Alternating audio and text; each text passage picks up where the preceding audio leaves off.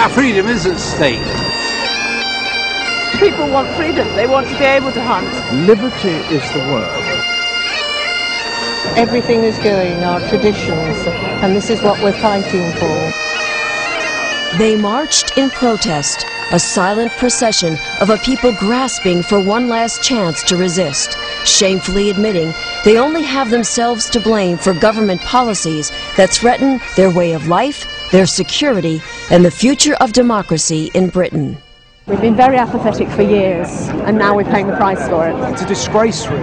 And we've seen these fundamental liberties eroded in the last 20-odd years in England, all sorts of legislation that should never have appeared.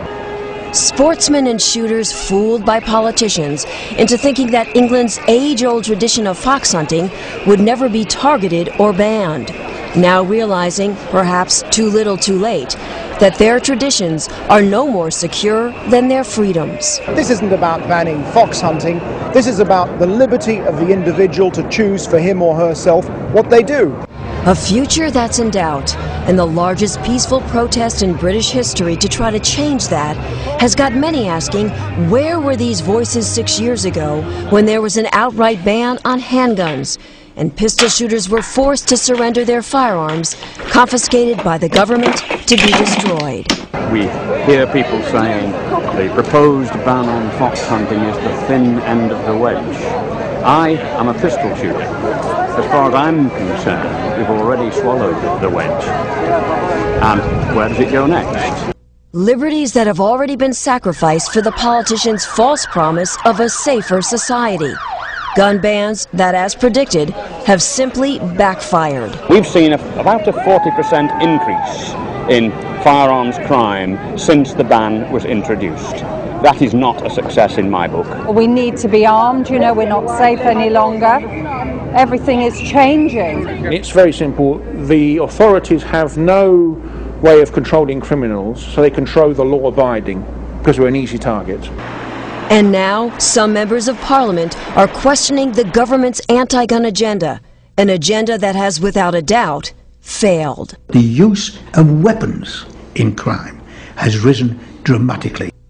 And it's very difficult to get government departments to openly accept the fact. Politicians refusing to face the facts, while the police are forced to every day. It's totally out of control. This police officer, who feared he'd lose his job for speaking out, asked to remain anonymous. He said for the first time ever, bobbies are carrying firearms, but they're still outgunned by criminals who can buy whatever they want on the black market. Every officer now in this country gets issued with body armour. When I joined the police service back in the 80s, we didn't have any of this. We had a wooden truncheon and a set of chain link handcuffs. The firearms laws have been tightened up since. Why do we still need this equipment? Simply because the criminals have the weapons and they're prepared to use them. Gun policy's gone tragically wrong, and police morale at an all-time low. I feel let down by the politicians, by the senior management in the police. I feel at present I cannot give the public the service they demand and expect. And as this officer made very clear, it's a law built on a lie. The politicians, basically, they have misled the public. They said, if we ban handguns, the country's going to be a safer place.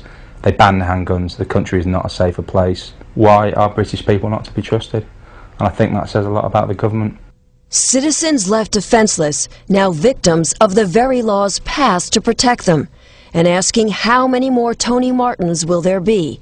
Martin, a Norfolk farmer, was forced to protect himself when no one else would.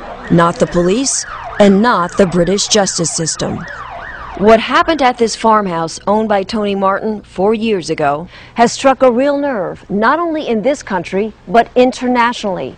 2 men broke into Tony Martin's house. Both of them were shot. One of them was killed. And the man who fired that gun, Tony Martin, was initially sentenced to life in prison for murder. But many people think Tony Martin should never have spent 1 day in jail.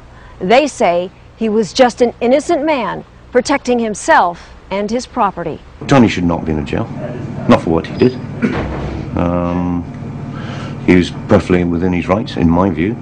to look after his own property and his own life. My thoughts is that I would do exactly the same, put in the same situation. I would not hesitate to do exactly the same. I personally believe that, you know, if you're in your own house and people come in, then they should expect whatever they get. Everybody around was saying the same thing. You must have a right to defend yourself. It has gone too far, swung so far in favour of the criminal. Criminals like those in Tony Martin's case, who were no strangers to the law. 16-year-old Fred Barris, who was killed, already had 29 convictions. And 30-year-old Brendan Fearon had 34 convictions and had been in prison for burglary. He was sentenced to 3 years for trying to break into Tony Martin's home. But after only serving 18 months, he's free while Tony Martin remains in jail.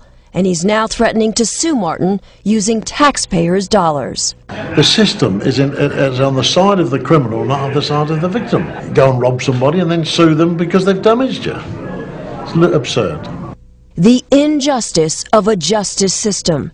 And although Tony Martin has had his life sentence reduced to manslaughter, he still sits behind bars here at High Point Prison in Suffolk, England, counting the days until he's released. I was the first reporter from the United States allowed to visit with Tony since he's been in prison. And although no cameras were allowed, I was able to talk with Tony by phone. And what you're about to hear is Tony Martin in his own words about that fateful night. Well, I've never really said it publicly before, but I've had a pretty raw deal. I personally think it's very, very wrong for somebody to live in their house in fear. But for some unknown reason, there are people in this country who don't know the difference between defending yourself, protecting yourself, and malice aforethought. I thought it was the people that came in the house that were malice aforethought. Chief Constable of Norfolk said that Tony shouldn't have used his gun, that he should have yelled for help. Well, you've seen the isolated location. I could scream furthermore and nobody would hear me at 2 o'clock in the morning. It's just a nonsense, I do believe. It could have quite well been the dead man, because there's no question. The police in this area is totally inadequate. I mean, we get little or no support. Police protection, residents here say they can't count on. And they're fed up with being denied the right to defend themselves. We've been broken into several times before. And most of the people around here at one stage or another has either been broken into or had an attempt to do so. This wasn't the first time you had a problem. No, it was the third time this year that somebody had broken the house, yeah. You actually become a prisoner in your own house. I have every sympathy. I genuinely do. But I can't say that the law shouldn't be what the law was. What I can say now is that because of that, we ought to review that particular law. I think the Americans have a saying about it's better to be judged by 12 than carried by 6. Tony Martin tried that venture. He was judged. He is in prison. The story is not yet finished. And neither is the story of a struggle to reclaim rights these honest citizens have already lost. Costly mistakes of trusting in a government that has left them unprotected. Their message to gun owners in America is simple. It will happen to you if you let it. Jolly well could, and they ought to realise that. If they saw what we are seeing in this country, then they'll fight for it. But if you don't do anything, you will lose your liberties, and make the effort. Don't be apathetic. Get out there and fight. Learn from our experience and don't give an inch. Your constitution matters, your freedom matters. The Pericles said it way before me. Freedom is only for those who have the guts to defend it.